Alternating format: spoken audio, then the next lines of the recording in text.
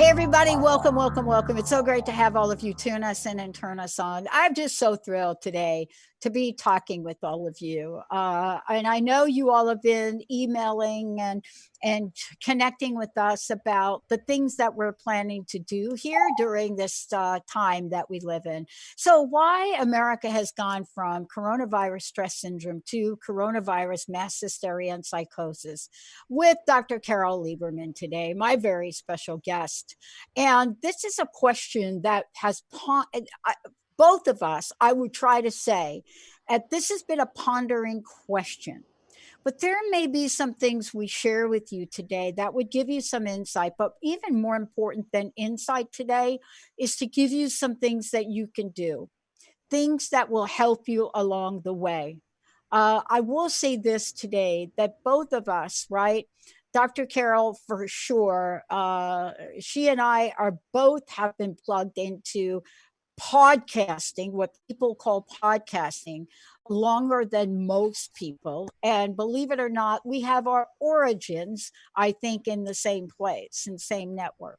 But the thing beyond all of that is, what is it about our lifetime of seeing patients, testifying at trials, being a forensic psychiatrist, all of the above, everything she's done, a witness, working on creating books for the public, understanding how to bring the message out, an Emmy honored TV personality, been on Oprah, all of that, and putting all of that aside, Dr. Carole Lieberman today and myself, we are here to talk about something that I don't know that Dr. Lieberman had thought that she would be talking about today. I know that I have been through downsizes in the economy. We've been through a lot, but I don't know that we could have predicted this. And I don't know that we could have predicted the state that we're in right now. Dr. Lieberman, Dr. Carole, it's so great to have you here. Welcome. Thank you so much. Look, I know that you have a lifetime of seeing patients. I know that you have seen the epidemic of opioid crisis. I know that you have seen new categorizations, as I have, in state of affairs in the world of psychology and what people are experimenting. Could you have predicted seeing what you're seeing now? No.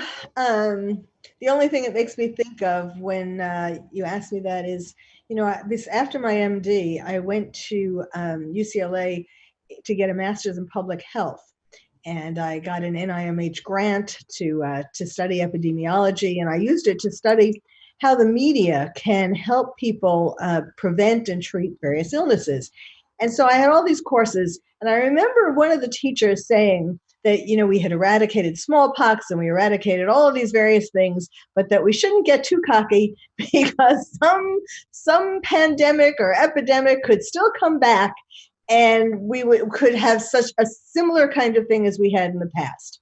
And so his words are sort of echoing in my head. Oh. But I don't think I would have, even with that, I wouldn't have expected that we would be having such draconian rules put on us.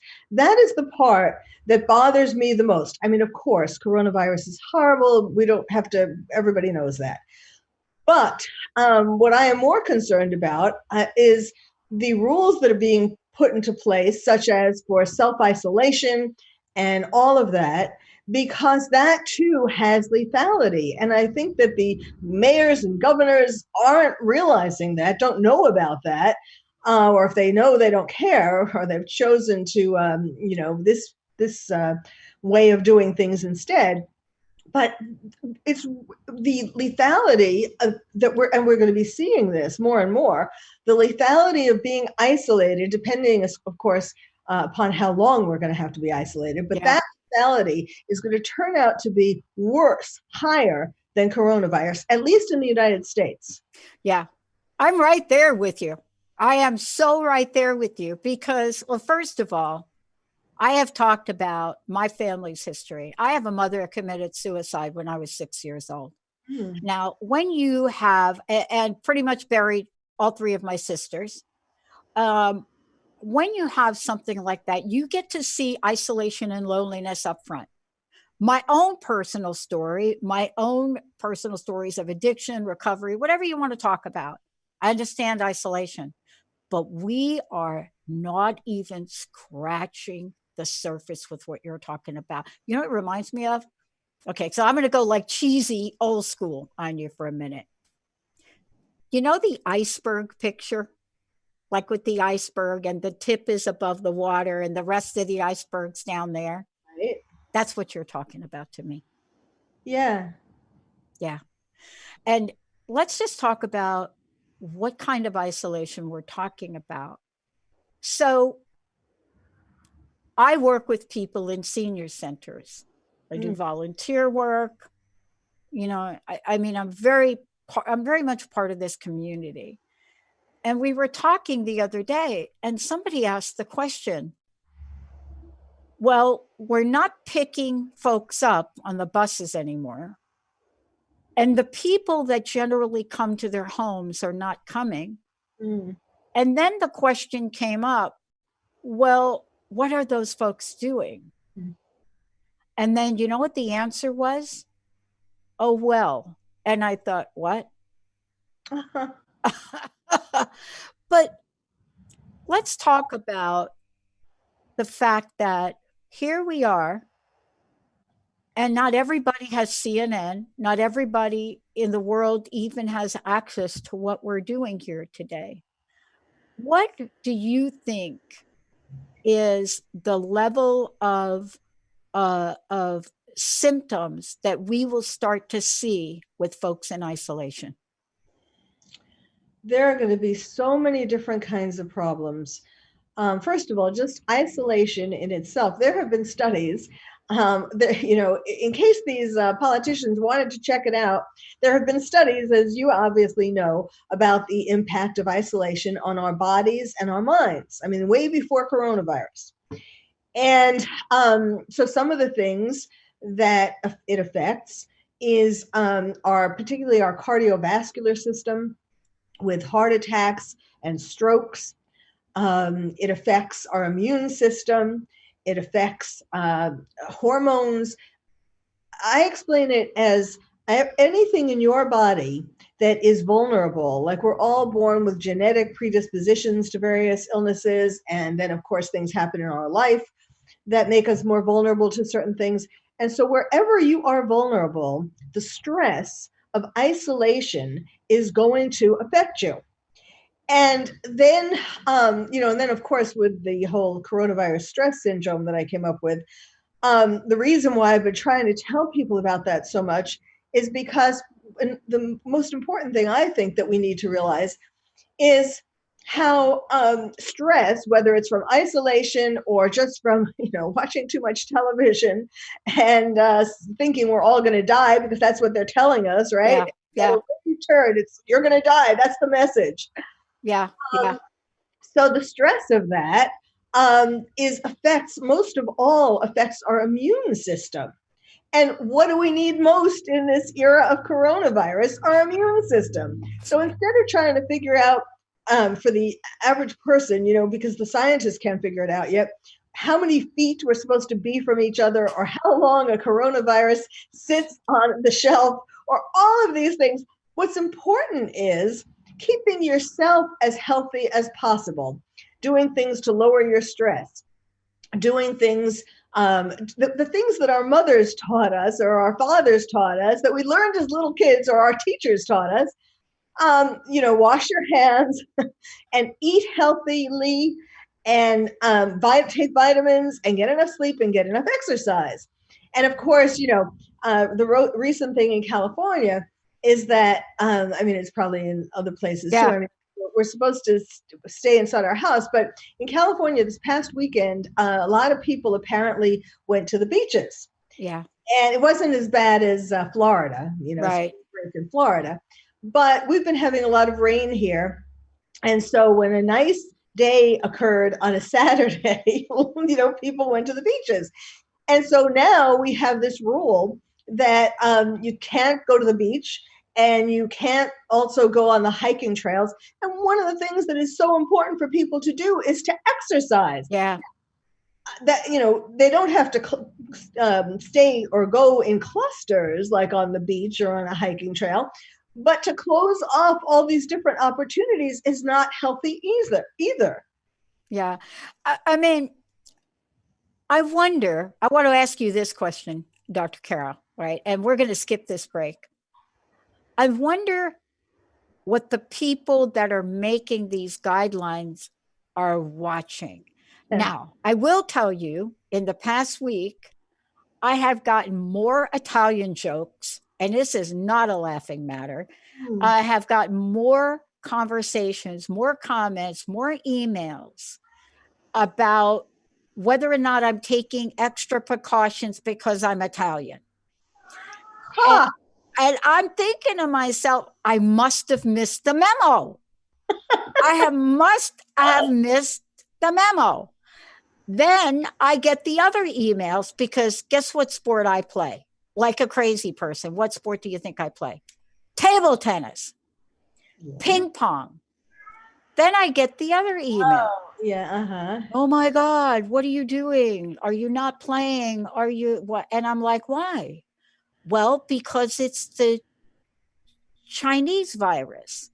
And I'm thinking, I must be they meant because the ball touched the table or something. No, it's not even that. But that would be why I'm not playing. Just between you and me, I'm not playing because, first of all, the 6 feet rule, you can do that. Most of us play 6 feet from the table, period. We now wear black gloves to play. So even if I were to go out and play, and there's nothing open for you to go out and play here in Washington State at all. So you can't even go play.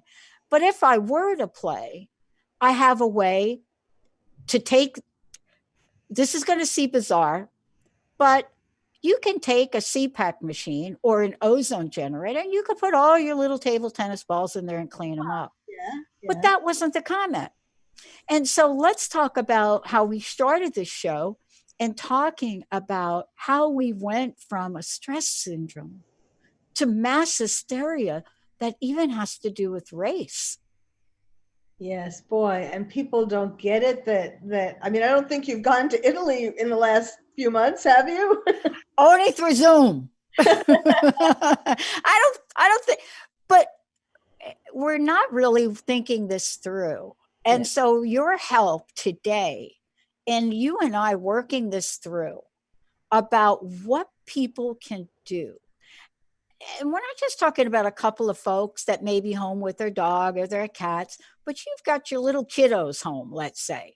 Or maybe you've got your mother or your father living with you. Or maybe your mother and father are not living with you, but you're not going to see them. That's such an important thing. What are we doing about that? That really hurts my heart. Yeah. That there are all these, either whether they're in their own apartment or own house alone, or in senior centers, senior residences of some sort, to not, I mean, that is so important to have your children visit you. And now to not be allowed to do that, we're going to be having older people dying from that lack of attention and family support. That is just cruel. I'm sure you've seen some pictures of like some children going to homes where their parents are, and where there's a window, like a residence, but where there's a window.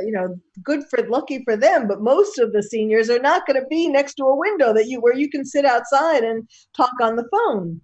So yes, there's going to be a lot of casualties with that. But just to go back to what you were saying about Italian and Chinese, yes. And, especially when it started, when it was primarily in China that the news was about, there were episodes, there were reports, I'm sure you know this, about kids taunting and bullying Chinese kids, thinking with this confused thought that they're going to give them, these little children, Chinese children, are going to somehow give them the coronavirus. Yeah. Yeah. And you know what? To your point, stress syndrome, which let's talk about what stress syndrome is, because I want to make sure we're clear in defining this for people Sure.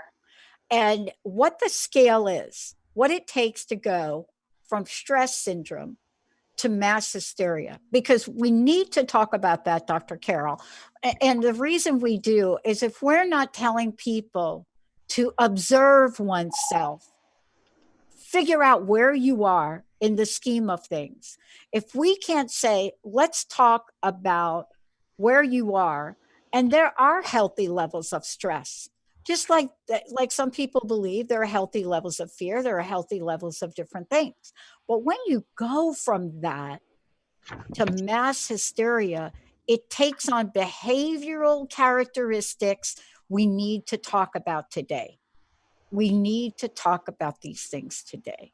Now, of course, what's interesting though is that I originally defined the coronavirus stress syndrome on March 1st. And some of these things that I'm going to tell you about have now been things that the government is telling us, uh, you know, has given us rules for making these things more normal and not an overreaction to the coronavirus. But now some of these things will seem like normal, like the number 10, which was my most extreme: stay home until the pandemic passes. Now that's what we're supposed to do. So everything is changing from day to day. That's why I said we've gone to mass hysteria, from this. But the first symptom, of course, of the coronavirus stress syndrome is anxiety Yeah. related to your fear of catching coronavirus. Now, it's normal to have some anxiety about it, but an overreaction is what I'm talking about. And then an obsession with news, watching it, listening to it, looking at the internet for more than 3 hours a day. Then a compulsion to keep checking how many people have died and how close they are to you. Then, my next one was avoiding mixing with people, such as on public transportation or in malls or movie theaters. And I would explain this by saying, if you have a job, this is still true, but now, we're being told not to. But if you have a job and you need to take a bus to get there, I was suggesting that you don't, if you're lucky enough to still have a job and you need to take a bus or other public transportation, then you should do it. Um, Ordering things in and panic shopping and stockpiling more than you could ever use. Obviously, that's hurting all of us. Because some people have all the toilet paper and others don't. And the toilet paper, Yeah. besides, I was hoping you were going to talk about it. well, I was hoping we were going to talk about this because it's symptomatic of the underneath the iceberg thing that we start, right? right. And it's also a metaphor for what we are being, the new laws, or they're not really laws, but the rules that are being put into place without thinking about the consequences. So, okay, we had this panic buying of toilet paper, and it was primarily by people who were watching the news and thinking we're all going to die, and somehow toilet paper was going to save them. Um, and so what do we have now? At least in California or Los Angeles, I'm not sure if I would imagine it's all over wherever I would imagine it's all over. What people are doing when they weren't able to buy toilet paper is to use other kinds of products. And these other kinds of products they're putting in the toilet bowl instead of, disposing of them in a relatively hygienic way in the garbage. And so now we have stuffed up toilet bowls. Like, duh, that people should have been told about this. I mean, you'd think it was common sense, but so this is sort of a metaphor for what is happening with a lot of our rules, like the rules for all this total isolation. Yeah. But isn't this so? Let me add one little thing to your list, if I may. Mhm. The thing that I'm noticing, right, is when we are in this place where we're moving from, and I know you're going to talk about this, when we're moving from the stress syndrome to hysteria, when we're in that place, the place of hysteria is absent of common sense, Yes. right? Yes. So even though we're talking about things of common sense, once we pass a threshold, which I know you're going to talk about, I'm so excited to talk to you about today. There's a point you get to where you cross what I call the stress, the stress hysteria portal. It's like a little portal when you could be right on the edge, but there's something that gets you like, oh, I took that step over there, Right. right? To actually, I've taken one step, now I'm full blown living in that space. And it's absent from common sense because hysteria, by the very nature, doesn't allow, right, for us to stop and breathe. Yes, it's absolutely. Um, and part of this started with, a part of the hysteria actually started with the fact that in China, there was all this cover up. I mean, of course, there was the cover up of them not telling us how Yep. serious it was and all of that.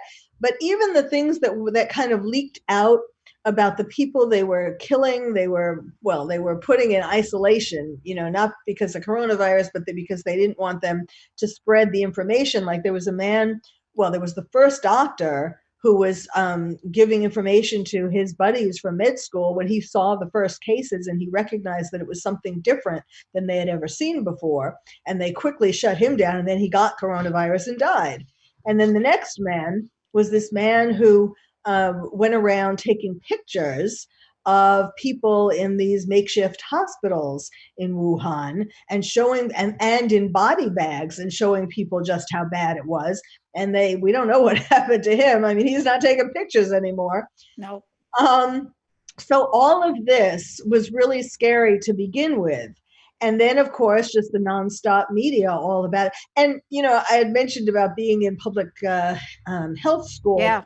One of the things that they taught us was whenever you're reporting about some health problem, you should never report something just the scary parts. Like if you're going to be reporting something scary, you have to end with things that people can do about it, not just, oh, we're all going to die.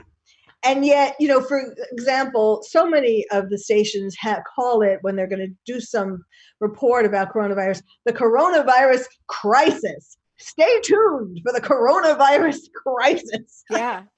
I mean, why couldn't we call it the coronavirus challenge or not catastrophe, but illness or something? There has to be some better word than crisis. So those kinds of things, and all of that, and then being alone. And of course, it's important for people to call and text and email and Zoom and all of this with other people, Skype. But and it would be good to do that at least 3 times a day with people. But in those times when you're not getting Yeah. from people, or when you are talking to people and they are as fear mongering as the news, then it just pushes you more into that hysteria that you were just mentioning. Yeah. And it's sort of, we're living in this double edge at the moment, and we'll talk about that when we come back, because one of the things for sure that we know, and we are in a digital world. We're in a digital world. I mean, we talk about our network and the fact that every show we do reaches 100 media outlet because of our technology. But if we're able to do that with our network, imagine how digital we have become at every age in a family, right? Starting with very young kids that now have phones, Right. right? So we're now living in this digital age that, and this is what I want to talk with you about when we come back.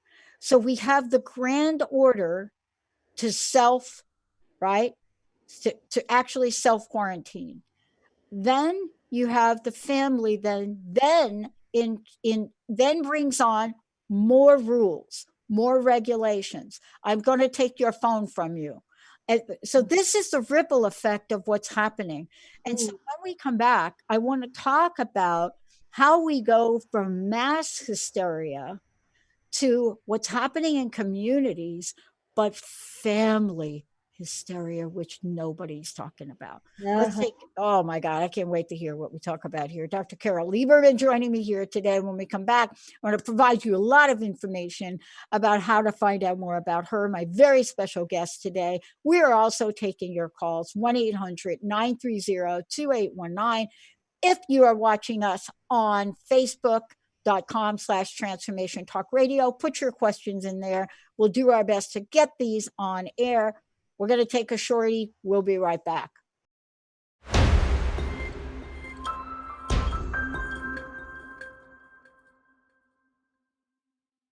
Hey, everybody, welcome back. Yep, Dr. Carole Lieberman joining me here today. Why America has gone from coronavirus stress syndrome to coronavirus mass hysteria and psychosis. And, you know, she and I use that language very carefully, very cautiously, but very powerfully because, you know, she has dedicated a lifetime to helping people.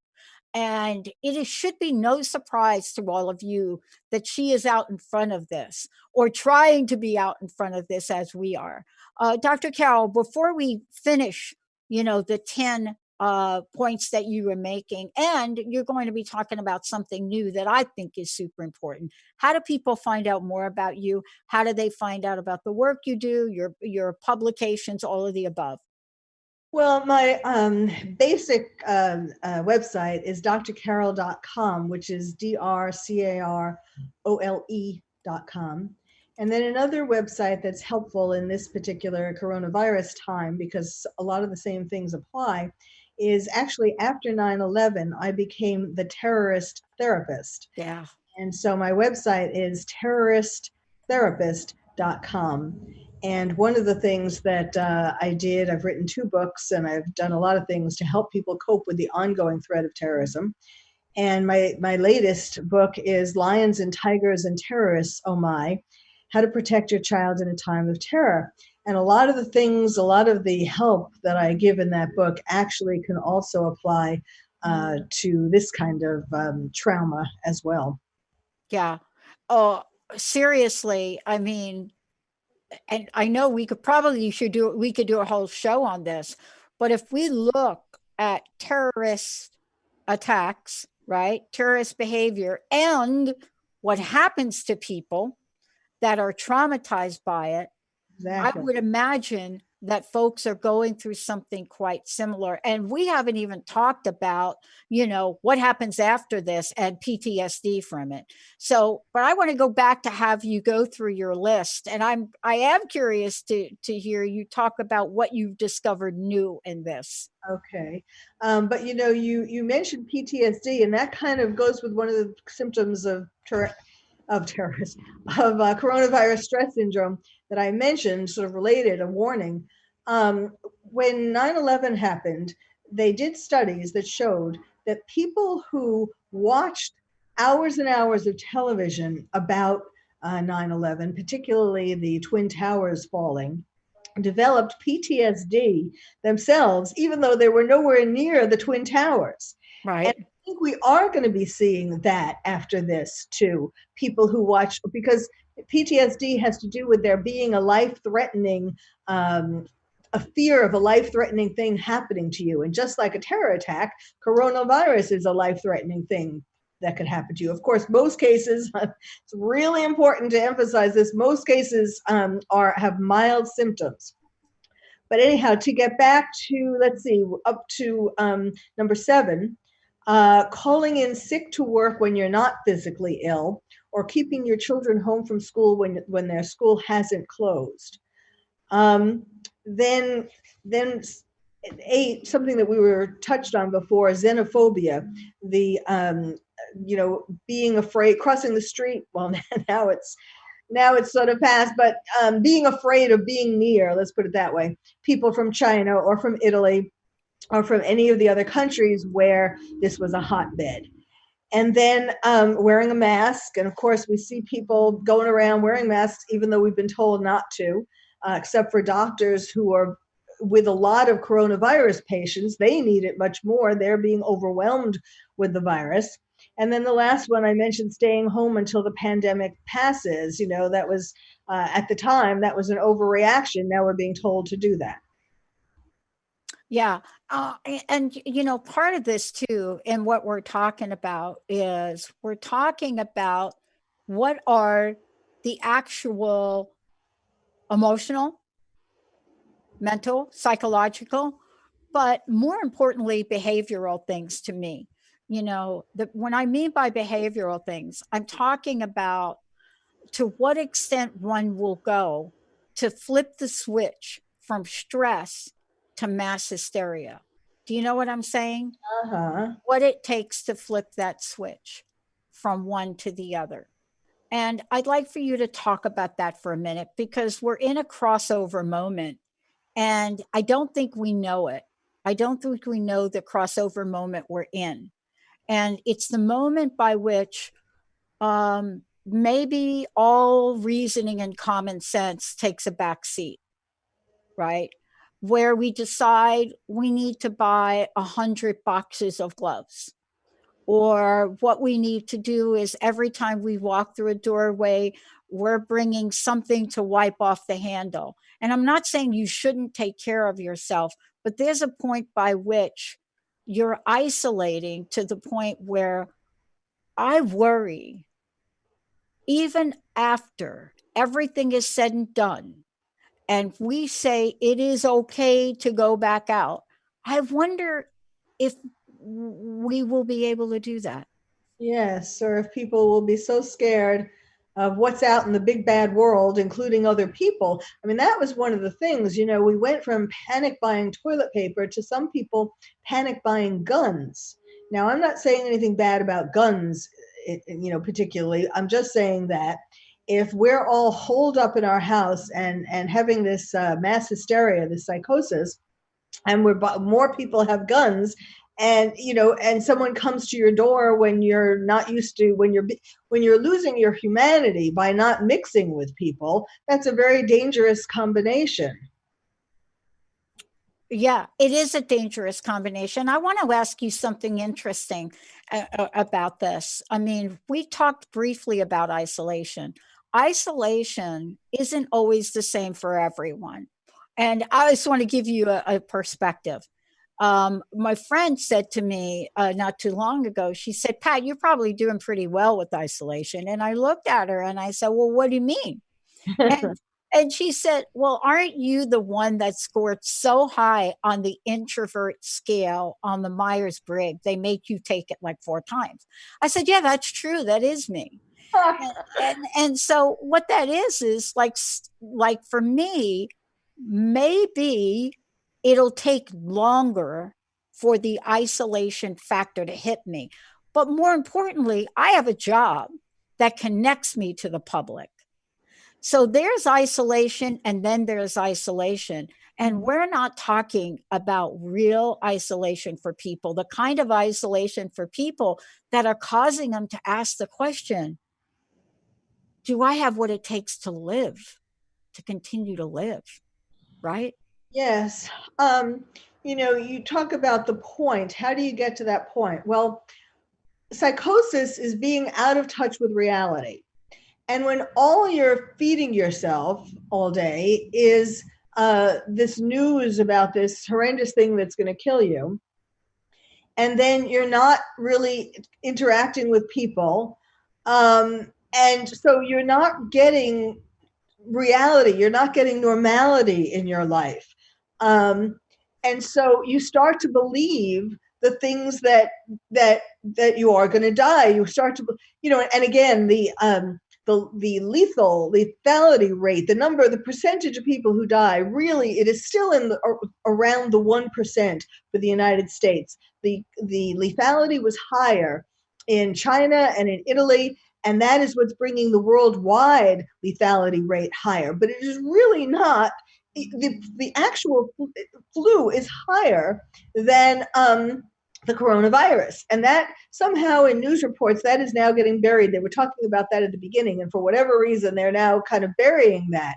But it is true. We have had thousands. I think the last time I checked, it was 16,000 people died in the US from regular flu, this flu season. And so, going from 2019 to 2020 so far. So it's being so hyped, and it is scaring us to death.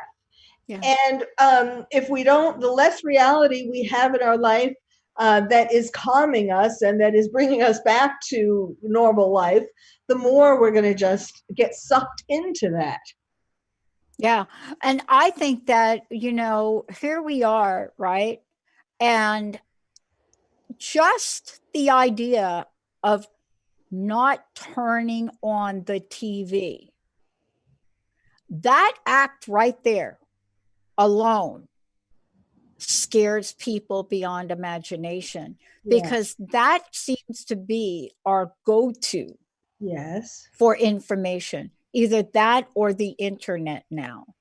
But today's show, we're talking about how we're going from, this coronavirus, stress syndrome to a point of hysteria. I want to ask you this question because I was pondering this morning. I had a meeting with one of our Canadian friends, one of our hosts on the network, and she was talking about her life now.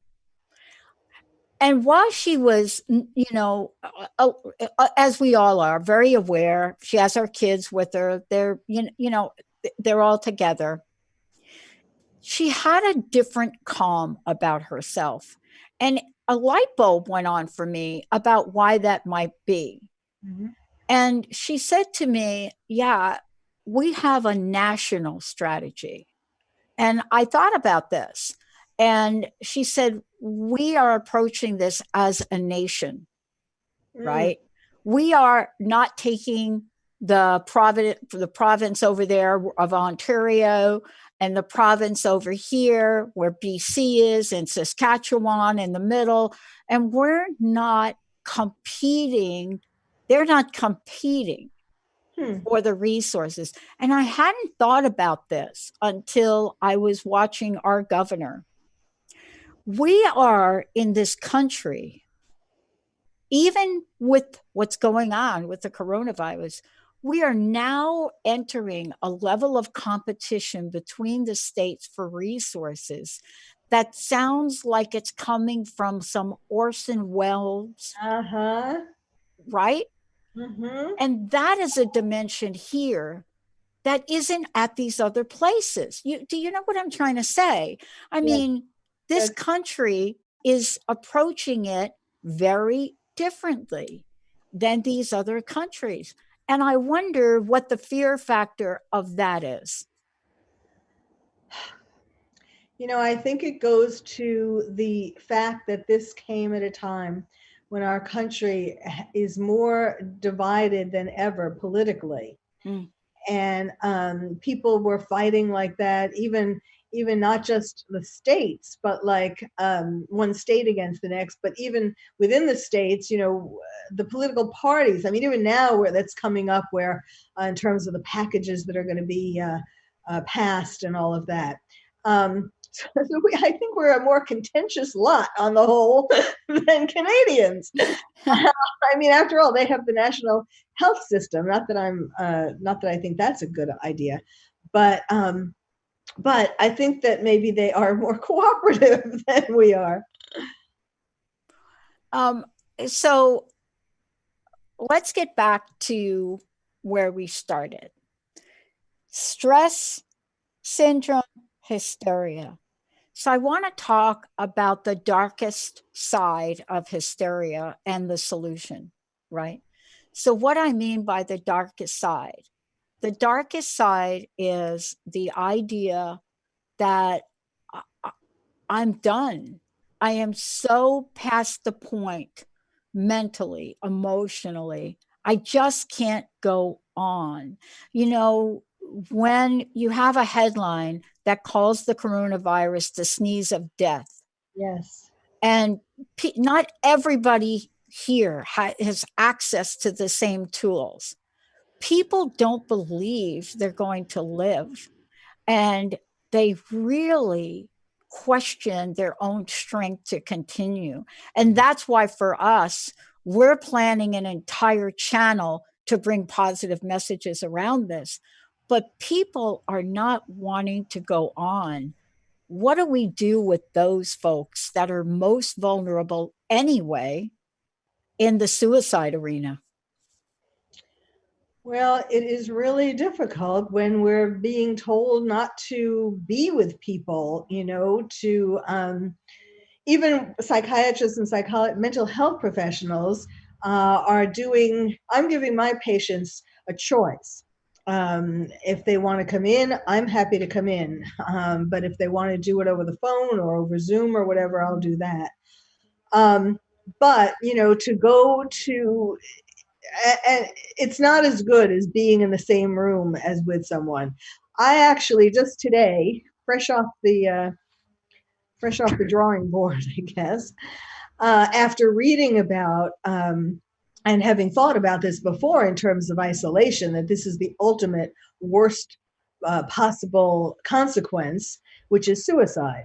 And so I developed a word called covicide, which means any suicide that is related in some way to coronavirus, whether it's the fear of it, getting it, and this comes from a lot of different things. People know now, if they've been watching the news, they've heard about uh, people dying from coronavirus, how it is a very lonely kind of death because you're in quarantine. And there have been stories about, doctors who have brought phones to patients who are dying so that they could have their last words with their loved ones. It's just like 9/11 in so many ways. It's like 9/11 when people were calling people in the Twin Towers were calling their loved ones for the last words. And it also, in terms of suicide, it makes me think of the people who jumped from the Twin Towers when it seemed like all was lost, that they were definitely going to be perishing, and they jumped out of the window. Um, there was also a higher rate of suicide in the weeks that followed 9/11 for some of these same reasons. It felt like life ended. The life that they knew was ending or had ended. And then now, with the stock market going crazy, and with people losing their jobs or being temporarily off, or businesses closing and you don't know when they're going to start again. And this is either people who have jobs, or people and were laid off, or even just their hours cut, like in some restaurants. And then there are people who their careers are like changed, like for Yeah. example, there's probably not going to be much call for captains of cruise ships for a while. Right. Um, and people who